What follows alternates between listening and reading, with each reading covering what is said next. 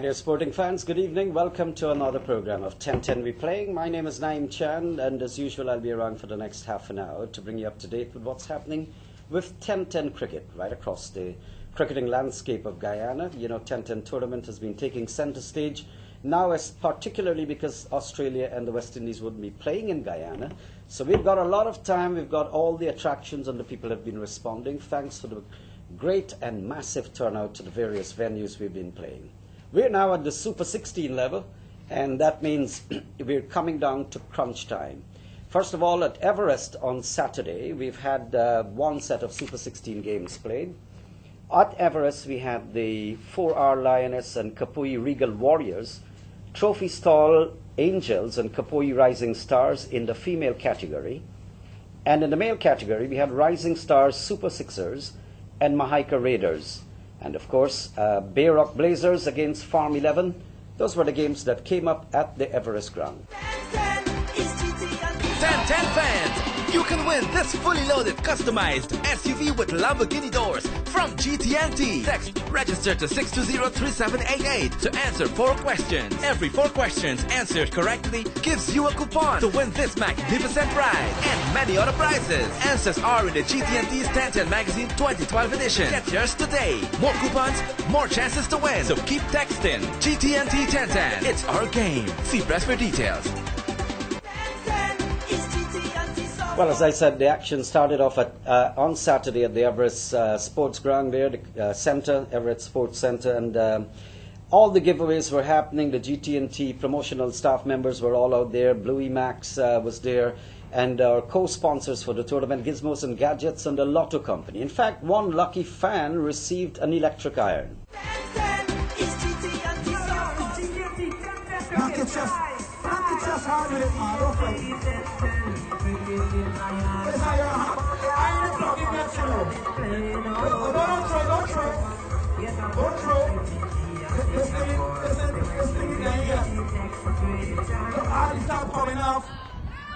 Why you collect it back?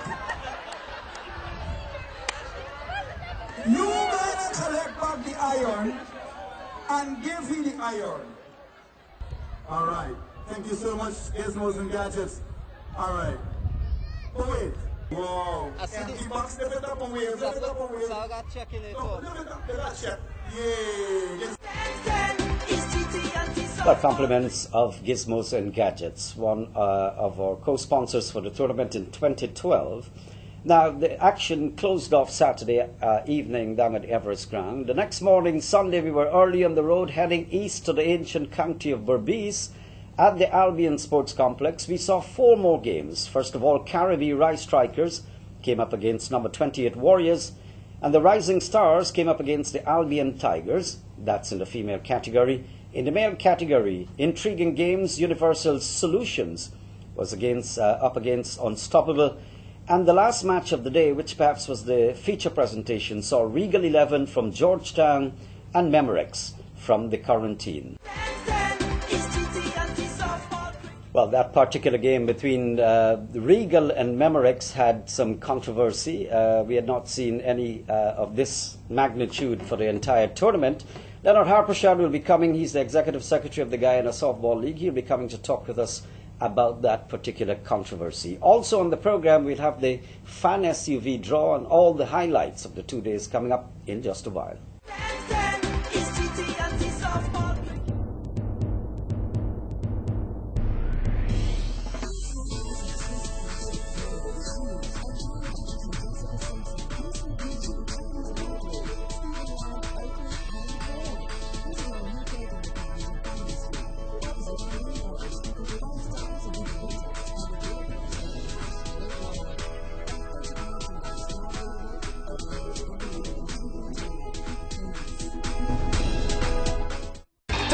Fans, you can win this fully loaded, customized SUV with Lamborghini doors from GT&T. Text register to 620-3788 to answer 4 questions. Every 4 questions answered correctly gives you a coupon to win this magnificent ride and many other prizes. Answers are in the GT&T's 10-10 Magazine 2012 edition. Get yours today. More coupons, more chances to win. So keep texting. GT&T 10-10. It's our game. See press for details. Leonard, welcome. Thank you. And Saturday, first of all, we started off at the Everest ground, nice sunshine, great for cricket. Beautiful day, and we had some nice matches there too. You had the females and the males really good at it. Yeah, just give us a little outline of what exactly took place in the games. Well, the girls from East Coast and East Bank totally dominated their opponents. Kapui, 4R taking on Kapui Regal Warriors. They made 112 for 1 with the skipper, Tracy Glasgow, making 49, which was a controlled innings, but at the same time it was very, it's full of intelligent batting. Yeah, she won the woman of the match, actually. Yes, and her captain of the team was very impressive. Kapui Regal Warriors, they need to play more matches, more cricket. That was lacking in the game. They were a bundle for 75 in the 10th over. And the second game, we had the Rising Stars and Mahaika Raiders.